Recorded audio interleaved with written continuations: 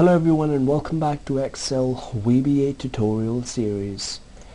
In today's chapter I will demonstrate the usage of the do until loop. So as a part of the demonstration, as you can see, I've got my workbook loaded up. I've got a sheet that says do until loop. What I'll do is I'll use the following data to demonstrate an example. We've got a list of names, we've got a list of marks, and we've got the outcome that we're looking at, which says a student must score 8 or above in order to pass their examination. So as a part of this loop, the do until loop, I will also use the if condition to get an outcome, and I will demonstrate how this works. So without wasting any further time, you may want to jump down to the Developers tab and Visual Basic.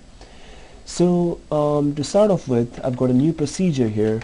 You may want to define an integer and you may want to define an object.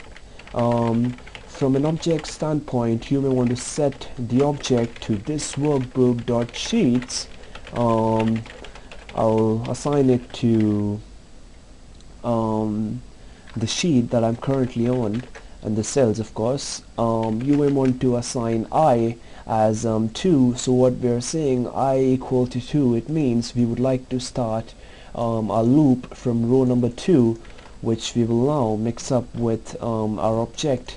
So let's say do until my workbook, the row which we will use I because it's set to 2, comma column which is column 2 dot value equal to blank.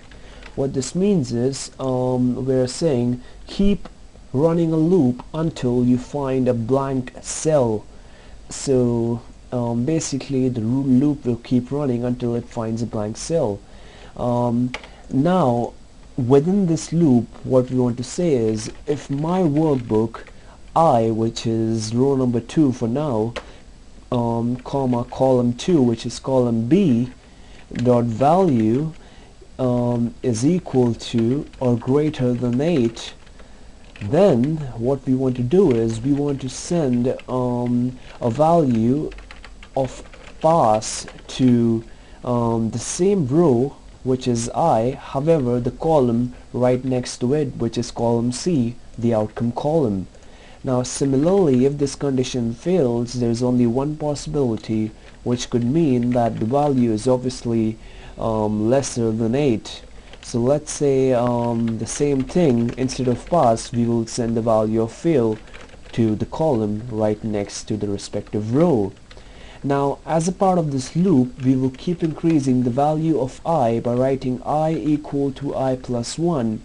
What this would do is, since we are starting off with the loop with I being 1 and we are referring it to as row 2, every time the loop runs, the value of I will keep increasing.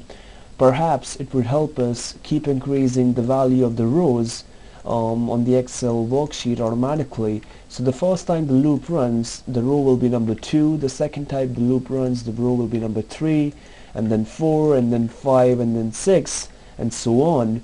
And finally, when the row becomes 7, that's when our condition will be met and the loop will be quit. So the loop will automatically exit and the function will end right here.